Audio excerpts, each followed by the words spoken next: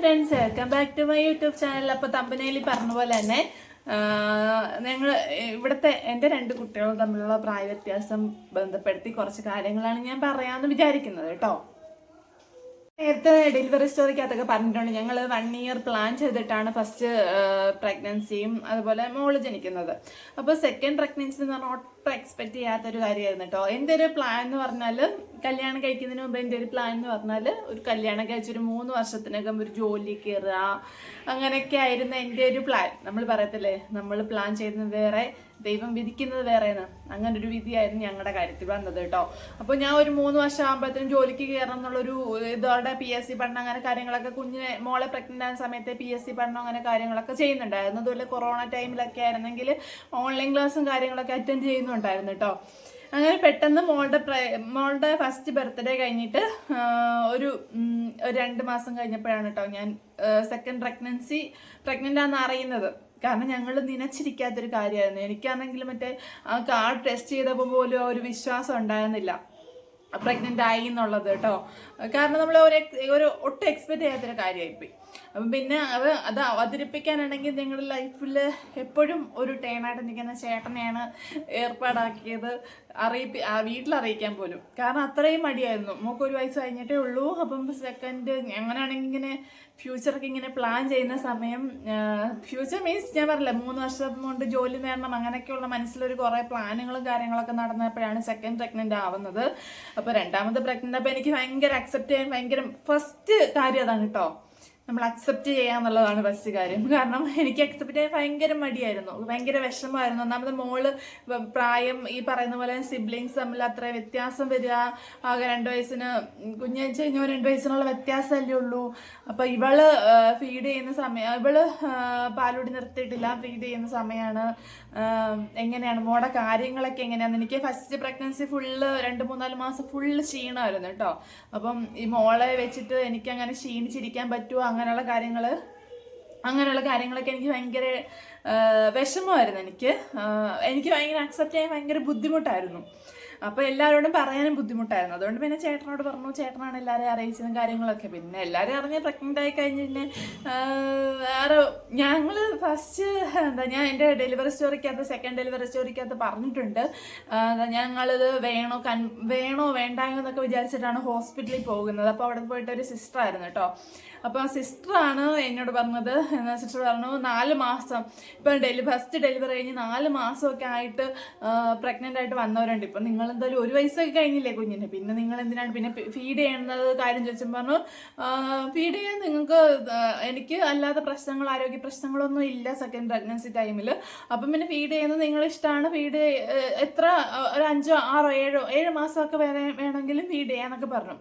അപ്പം എനിക്കൊരു ആശ്വാസം, അങ്ങനെയാണല്ലോ, പിന്നെ പോസിറ്റീവായിട്ട് ചിന്തിക്കാം, പോസിറ്റീവായിട്ട് എടുക്കും എന്നൊക്കെ പറഞ്ഞിട്ട് ഞങ്ങൾ തിരിച്ച് വീട്ടിൽ പോകുന്നത് കേട്ടോ. അപ്പോൾ എൻ്റെ പ്രഗ്നൻസി ടൈമിൽ എനിക്ക് ഒരുപാട് പ്രശ്നങ്ങളും കാര്യങ്ങളൊക്കെ ഉണ്ട്. നമുക്ക് വേണമെങ്കിൽ വേറൊരു വീഡിയോയ്ക്കകത്ത് ആഡ് ചെയ്യാം കേട്ടോ, ഇത് കഴിഞ്ഞിട്ട് ഇതിൻ്റെ റെസ്പോൺസ് നോക്കിയിട്ട്.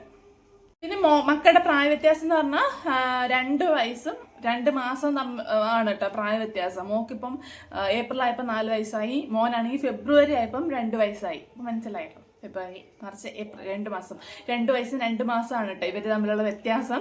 പക്ഷേ കുറച്ച് കാര്യങ്ങൾ നല്ല പോസിറ്റീവായിട്ടുള്ള കുറേ കാര്യങ്ങളും കുറച്ച് അടിപിടി കാര്യങ്ങളൊക്കെ ഉണ്ട്, അങ്ങനെയുണ്ട് കേട്ടോ. ഫീഡിങ്ങിൻ്റെ കാര്യമൊക്കെ ആണെങ്കിൽ ഇപ്പോഴും മോളാണെങ്കിൽ അവൾക്കൊരു 1 വയസ്സും 5 മാസമൊക്കെ ആയപ്പോൾ അവള് ഫീഡിങ് ഒക്കെ നിർത്തി. 5 മാസം ആയില്ലെന്ന് തോന്നുന്നു കേട്ടോ. 1 വയസ്സ് ഞാൻ പ്രഗ്നൻ്റ് ആയിന്ന് അറിഞ്ഞു, 2 മാസം കൊണ്ടേക്കോട് ഞാൻ ഫീഡ് ചെയ്തിട്ടുള്ളതെന്ന് തോന്നുന്നു. അതിനെക്കുറിച്ച് ഞാൻ പറഞ്ഞില്ലേ, അടുത്ത വേറൊരു വീഡിയോ ഞാൻ ഇടുവാണെങ്കിൽ അതിനകത്ത് ഞാൻ പറയാം കൂടുതൽ ഡീറ്റെയിൽസ്. അപ്പോൾ ഇവനാണെങ്കിൽ സ്റ്റിൽ നിലവിലും ഫീഡ് ചെയ്യുന്നുണ്ട്. അപ്പോൾ ഒരു വ്യത്യാസമാണല്ലോ, ഇത്ര വയസ്സിന് വ്യത്യാസമുള്ളത് കൊണ്ട് നമുക്ക് 3 വയസ്സ് വരെ ഫീഡ് ചെയ്യണം, അല്ല 2.5 വയസ്സ് വരെയൊക്കെ ഫീഡ് ചെയ്യണമെന്നൊക്കെ ആഗ്രഹിക്കുന്ന അമ്മമാർക്ക് പെട്ടെന്ന് രണ്ടാമത് പ്രഗ്നൻ്റ് ആയി കഴിയുമ്പോൾ അതൊരു വലിയൊരു പ്രശ്നമായിട്ട് വരും. എന്നാലും കുഴപ്പമില്ലെന്നേ, പിള്ളേരെന്തെങ്കിലും കഴിച്ചോളൂ, അങ്ങനെയുള്ളവർക്ക് വേണ്ടിയിട്ടാണ് കേട്ടോ. ഇപ്പം അടുത്ത് ഞാനൊരു വീഡിയോ മറ്റേ ശീതൾ ഒഫീഷ്യൽ അവരുടെ വീഡിയോ കണ്ടിട്ടുണ്ടായിരുന്നു കേട്ടോ. അതിനകത്ത് മോനെ ഓർത്തിട്ട് കുറേ അവരിങ്ങനെ വിഷമിക്കുന്നുണ്ട്. അപ്പം അതൊക്കെ കാണുമ്പോൾ ഞാൻ ഫേസ് ചെയ്ത എൻ്റെ ഒരു സിറ്റുവേഷനാണ് ഞാൻ അപ്പം ഓർത്തത്. അതൊക്കെ പൊക്കോളൂ, അതൊക്കെ മാറിക്കോളൂ, എല്ലാം ഓക്കെ ആവും, എല്ലാം ശരിയാവും. അങ്ങനെ ഞാൻ പറഞ്ഞില്ലേ, 2 വയസ്സും 2 മാസമാണ് പിള്ളേർ തമ്മിലുള്ള വ്യത്യാസം. പിന്നെ ഇവർ തമ്മിൽ വ്യത്യാസം ഇപ്പം എത്ര വയസ്സിന് വ്യത്യാസമുള്ള സിബ്ലിങ്സ് ആണെങ്കിൽ തന്നെയും വീട്ടിൽ പൊരിഞ്ഞടിയായിരിക്കും ഗൈസ്, പൊരിഞ്ഞടിയായിരിക്കും. അത് ഞാനും എൻ്റെ ചേച്ചി നമ്മൾ 3 വയസ്സിന് വ്യത്യാസമാണ്, 2.25 വയസ്സിന് വ്യത്യാസമാണ് കേട്ടോ. ഞങ്ങൾ തമ്മിൽ പൊരിഞ്ഞടിയായിരുന്നു. ഞാൻ നേരത്തെ ഏതോ വീഡിയോക്കകത്ത് പറഞ്ഞിട്ടുണ്ട്, ഞങ്ങളുടെ വീടിൻ്റെ മേളിൽ താമസിക്കുന്ന 2 ചേട്ടന്മാരാണ്, അണ്ണന്മാരാണ് കേട്ടോ, 2 പേര്. അപ്പം അമ്മ ഇവിടെ നിന്ന് പറയും, ആ വീട്ടിൽ താമസിക്കുന്ന 2 ആൺപിള്ളേരാണ്, എന്നിട്ട് അവരുടെ വീട്ടിൽ ആ ബഹളം ഇല്ല, എന്നിട്ടാണ് ഈ വീട്ടിൽ 2 പെൺപിള്ളേരായിട്ട് പൊരിഞ്ഞടി എന്നൊക്കെ പറയാറുണ്ട് കേട്ടോ. എന്നിട്ട് അമ്മ അങ്ങനെയൊക്കെ പറഞ്ഞ് ഇതാക്കുമായിരുന്നു. അപ്പം നിങ്ങൾക്ക് ഊഹിക്കാമല്ലോ എത്രത്തോളം സിബ്ലിങ്സ് തന്നെ. ഇപ്പം വയസ്സിന് ഞാൻ കുറേ കണ്ടിട്ടുണ്ട്, എൻ്റെ ഫ്രണ്ട്സിൻ്റെ ഒക്കെ ആണെങ്കിലും കേട്ടിട്ടുണ്ട്, കുറേ സിബ്ലിങ്സ് തന്നെ ഒരു 5, 6, 7, 8 വയസ്സിന് വ്യത്യാസമുള്ളവർ തമ്മിൽ അടിയുണ്ടാവും, അടിയും ബഹളമൊക്കെ ഉണ്ടാവും. അല്ലെങ്കിൽ പിന്നെ ഭയങ്കര വ്യത്യാസമാണ്. എൻ്റെ കൂടെ ഞാൻ +1 പഠിച്ചപ്പം എൻ്റെ ഫ്രണ്ടാണ് കേട്ടോ, അവൾക്ക് അനിയനുണ്ടാവുന്നു. ഞങ്ങൾ +1 പഠിക്കുന്ന സമയത്ത് ആ +1 അപ്പം അത്രയും വ്യത്യാസമില്ലേ, അപ്പോൾ ഒരു മോൻ ഫീലേ വരത്തുള്ളൂ. അപ്പം നമുക്ക് അടിയൊന്നും ഉണ്ടാവില്ലല്ലോ. കാരണം +1 10-16 വയസ്സുള്ളൊരു കുട്ടിയും ഒരു വയസ്സും അല്ല ജനിക്കുന്ന ഒരു കുട്ടി നമ്മൾ അത്ര വ്യത്യാസം, ഒരു 10-16 വയസ്സിന് വ്യത്യാസം വരുമ്പോൾ അപ്പം നമുക്കൊരു മോൻ ഫീലിങ്ങേ വരത്തുള്ളൂ. അപ്പം അല്ലാതെ ഒരു 10 വയസ്സിനകത്തുള്ള ഡിഫറൻസ് ഒക്കെ ആണെങ്കിൽ പൊരിഞ്ഞടിയായിരിക്കും. അതുപോലെ അടിയാണ് ഇവിടെ 2 ഭയങ്കര അടിയാണ്. ഞാൻ പറയട്ടോ, ഇത്ര ചെറുതലെ പ്രായ വ്യത്യാസത്തിലുള്ള പിള്ളേർ തമ്മിൽ അടിയുണ്ടാവുന്ന ഞാൻ കണ്ടിട്ടേ ഇല്ല. പക്ഷെ ഇവിടെ മുടിക്ക് പിടിക്കുന്നു, ഒരുത്തൻ മുടിക്ക് പിടിക്കും, അവൾ മുടിക്ക് പിടിക്കും, അവൻ കൈക്ക് പിടിക്കും, ഇവള് കാലിന് പിടിക്കും. ഇങ്ങനെ ഭയങ്കര അടിയാണ് കേട്ടോ. പിന്നെ മെറിറ്റ് എന്ന് പറഞ്ഞാൽ ഇപ്പം മോളാണെങ്കിൽ അക്ഷരം പഠിക്കുന്നതല്ലേ ഉള്ളൂ. മോനെ ഇപ്പം അക്ഷരം എഴുതിപ്പിക്കാതെ അതിൽ 2 വയസ്സ് കഴിഞ്ഞിട്ട് അക്ഷരം എഴുതിപ്പിക്കത്തുള്ളൂ. അവനിപ്പോൾ 2 വയസ്സ് കഴിഞ്ഞിട്ടേ ഉള്ളൂ. അപ്പം ഇവൾ പഠിക്കുന്നത് ഇവനാണെങ്കിൽ ക്യാച്ച് ചെയ്യും പെട്ടെന്ന്. ഇവള് ABCD ഫുള്ള് പറയും. അപ്പം ഇവൾ പറയുന്ന പോലെ അവനും പറയും, ABCD ഫുള്ള് പറയും. അപ്പം അവൾ പഠിക്കുന്ന പാട്ടൊക്കെ ഇവനും പഠിക്കും, ഇവനും അറിയാം. അങ്ങനെ അത് ഭയങ്കര മെറിറ്റായിട്ട് എനിക്ക് തോന്നി കേട്ടോ പഠിക്കുന്നത്. ഇപ്പം കൊച്ചിനെ വലിയ ഡിഫറൻസ് ആണ്. ഇപ്പോൾ സ്കൂളിൽ പഠിക്കുന്ന ഒരു 1, 2 ക്ലാസ്സിൽ പഠിക്കുന്ന കുട്ടികൾക്ക് ഒരു അനിയനോ അനിയത്തി ഉണ്ടാവുകയാണെങ്കിൽ കുട്ടികളെ നമ്മൾ പേരൻസിന് അമ്മമാർക്ക് കുറച്ചുകൂടെ ശ്രദ്ധിക്കുക എന്ന് പറഞ്ഞാൽ ഭയങ്കര ബുദ്ധിമുട്ടായിരിക്കും. കാരണം കുഞ്ഞു മാവയാണല്ലോ ഉള്ളത്. അപ്പം അവളെ അല്ലെങ്കിൽ അവനെ പഠിപ്പിക്കുക എന്ന് പറഞ്ഞാൽ കുറച്ച് പാടായിരിക്കും. പക്ഷെ ഇതാണെങ്കിൽ മോളെ പഠിപ്പിക്കുന്നതിന് കൂടെ അവൻ കയറിയിരിക്കും. അവനെ കൈ പിടിച്ചപ്പോൾ നമുക്ക് എഴുതിപ്പിക്കാൻ പറ്റൂല. നമ്മുടെ ഒരു വിശ്വാസപ്രകാരം എഴുത്തിനിരുത്താതെ നമുക്ക് കൈ പിടിച്ചാൽ എഴുതിപ്പിക്കാൻ പറ്റത്തില്ല. പക്ഷേ അവൻ കയറി ഇരുന്നിട്ട് അവളെ പഠിപ്പിക്കുന്നതൊക്കെ അവനിങ്ങനെ ശ്രദ്ധിച്ചിട്ട് അവൾക്ക് വരയ്ക്കുണ്ടെങ്കിൽ അവന് വരയ്ക്കും. മീൻസ് ഇങ്ങനെ എഴുതാനൊന്നും അറിയത്തില്ല, അവൾക്ക് നമ്മൾ കയ്യിലിരുത്തി പഠിപ്പിക്കുന്നില്ല, അങ്ങനെ അറിയത്തില്ല. പക്ഷെ പാട്ട് പഠിക്കും, അത് ABCD ഫുള്ള് പഠിക്കും, 1, 2, 3 ഫുള്ള് പഠിക്കും, 1, 2 പറയും. അവൾ പറയുന്നത് എന്താണോ അത് അവൻ പറയും. അപ്പോൾ സ്കൂളിൽ പോയിട്ട് പഠിച്ചല്ല ABCD നമ്മൾ കുഞ്ഞിലെ പഠിക്കുമായിരുന്നു. പിന്നെ ഞാൻ പറഞ്ഞു അതെനിക്കൊരു ഭയങ്കരമായിട്ട് പ്രശ്നം ഉണ്ടായ കാര്യമാണ് കേട്ടോ. ഞാനാണെങ്കിൽ ഫോണൊന്നും കാണിക്കാതായിരുന്നു കുഞ്ഞിന് ഫുഡ് കൊടുക്കാം. അത് നേരത്തെ വീഡിയോക്കകത്ത് ഇതെല്ലാം ഞാൻ നേരത്തെ പറഞ്ഞിട്ടുള്ള കാര്യങ്ങളാണ്.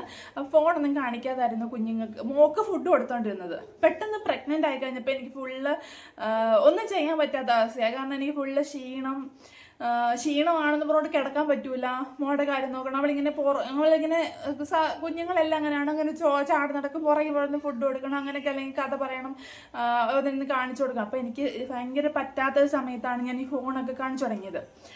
അപ്പം അവൾക്ക് ആദ്യമേയൊക്കെ കുറേ പാട്ടും കാര്യങ്ങളൊക്കെ അറിയാമായിരുന്നു, ഫോണിനകത്ത് കണ്ടിട്ടാണെങ്കിലും നമ്മളിങ്ങനെ പാടി കൊടുത്തിട്ടാണെങ്കിൽ. അപ്പം എൻ്റെ മോൻ ജനിച്ച് കുറച്ച് സമയമായപ്പോഴത്തേനും ഞാനും അവളും ഏട്ടനും ഒക്കെ ഞാനും അവൾ എൻ്റെ വീട്ടിൽ അങ്ങനെ കാര്യങ്ങളൊക്കെ ആയി. പിന്നെ ആരുമായിട്ടും അങ്ങനെ അവൾക്ക് പറഞ്ഞു കൊടുക്കാൻ, ഞാനാണെങ്കിലും അങ്ങനെ പറഞ്ഞു കൊടുക്കാൻ എനിക്ക് പറ്റാതെ അങ്ങനെ കുറേ കാര്യങ്ങൾ അവൾ മറന്നു പോയിട്ടുണ്ട് കേട്ടോ.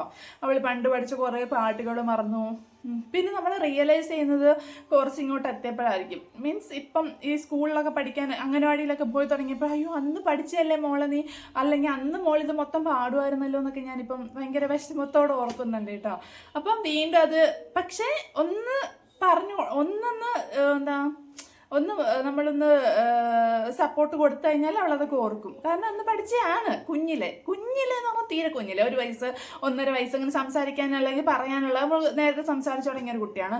അപ്പം പറയാനൊക്കെ ആയി തുടങ്ങിയ സമയത്ത് കാക്കേ കൂടെ ഇവിടെയൊക്കെ ആണെങ്കിൽ പെട്ടെന്ന് പിന്നെ ഈ അംഗനവാടി പഠിക്കുന്ന സമയത്ത് മറന്നുപോയി കേട്ടോ. ഞാൻ അപ്പോഴാണ് ശ്രദ്ധിക്കുന്നത്, അയ്യോ ഞാനപ്പം ഇവൻ കുഞ്ഞിലായപ്പോൾ ഇവൻ്റെ പുറകിലായതായിരിക്കാം എനിക്ക് തോന്നുന്നു. പക്ഷെ അവളൊന്ന് ബാക്ക് സപ്പോർട്ട് നമ്മൾ കൊടുത്തു കഴിഞ്ഞാൽ അവൾ അടിയെടുക്കുകയൊക്കെ ചെയ്യും കേട്ടോ.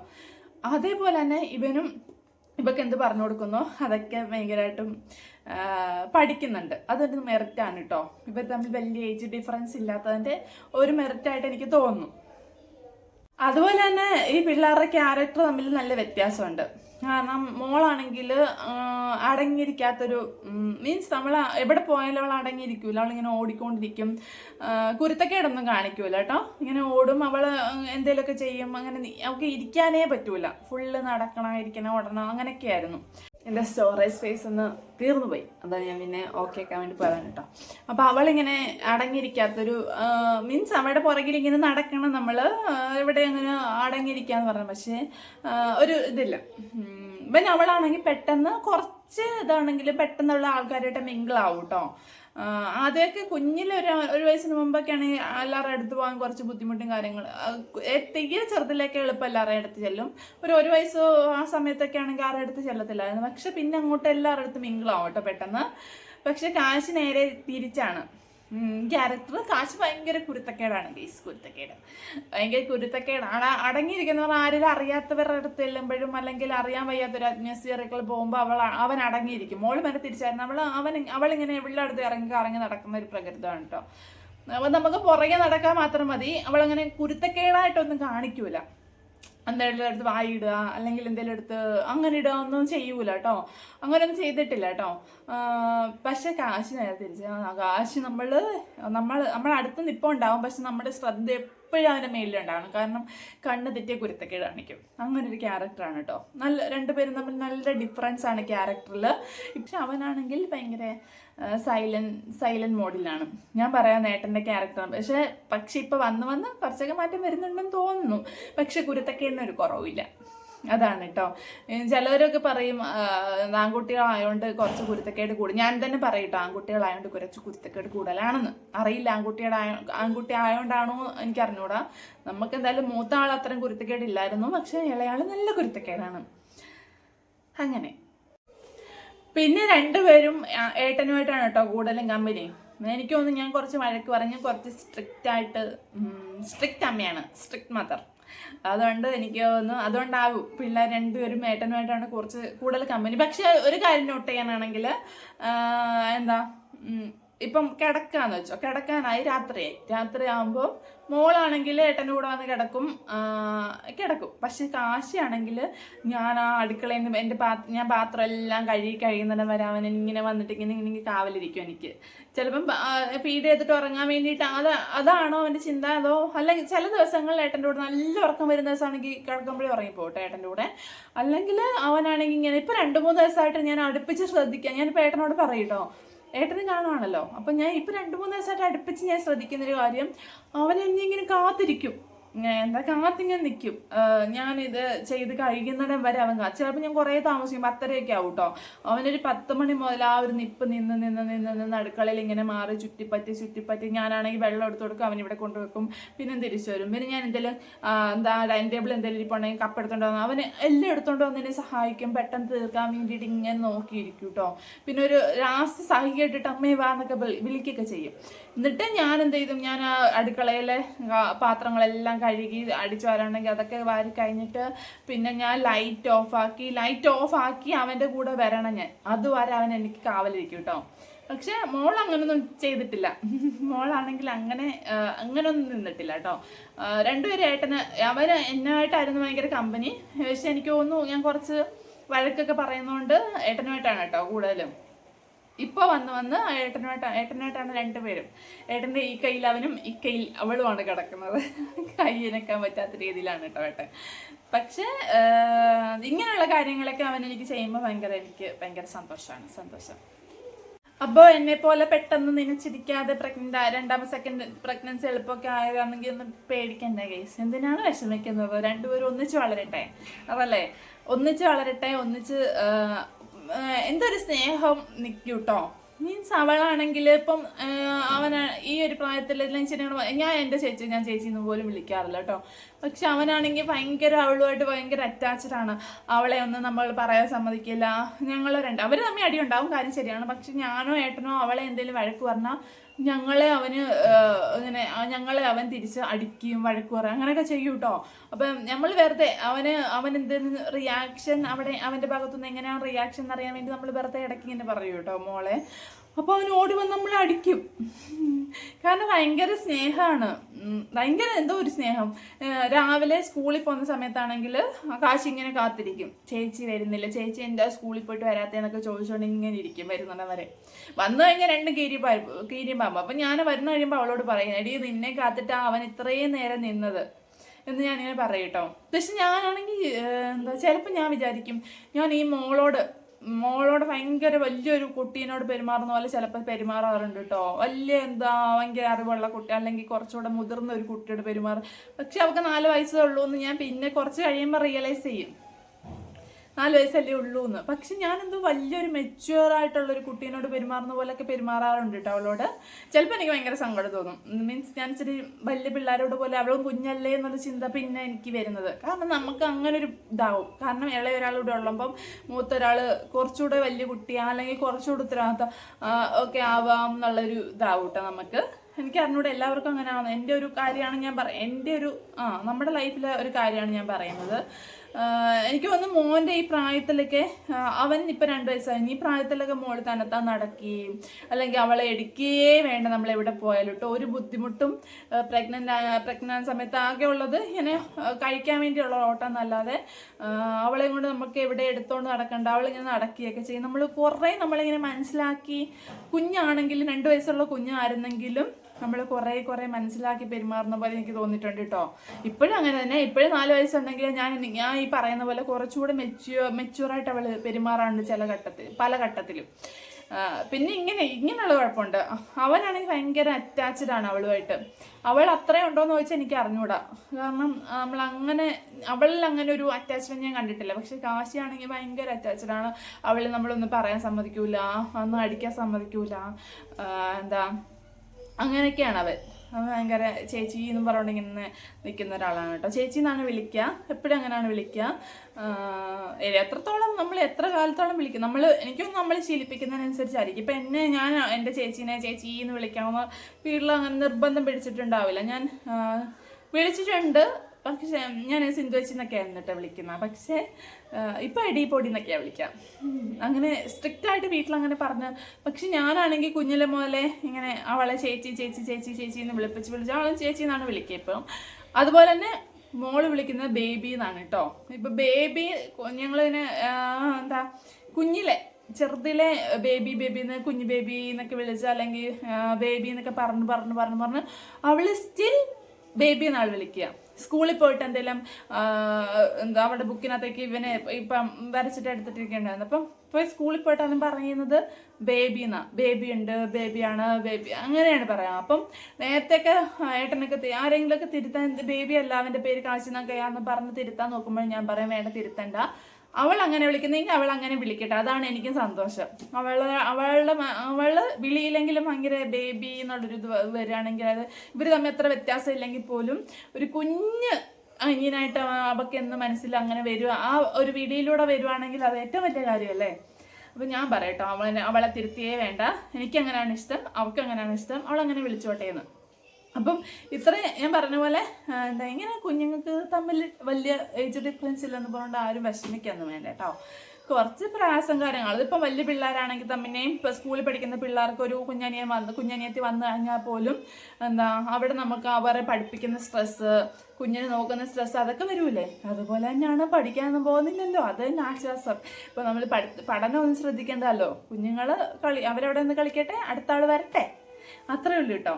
അപ്പം എല്ലാവരും ഇപ്പം ഏജ് ഡിഫറൻസ് ഉള്ളവരാണെങ്കിലും ഏജ് ഡിഫറൻസ് ഇല്ലാത്തവരാണെങ്കിലും എല്ലാവരും മാക്സിമം കുഞ്ഞുങ്ങളുമായിട്ട് അടിച്ചു പൊളിച്ച് ഓരോ നിമിഷവും ഭയങ്കര എൻജോയ് ചെയ്ത് പോകട്ടെ, അതല്ലേ വേണ്ടത്. ആയുസ് ആരോഗ്യവും ഒക്കെ ജഗദീശൻ തരട്ടെ എന്ന് നമുക്ക് പ്രാർത്ഥിക്കാം. അപ്പം നമ്മുടെ ഇന്നത്തെ വീഡിയോ ഇവിടെ അവസാനിക്കുന്ന അടുത്ത വീഡിയോ കാണാതെ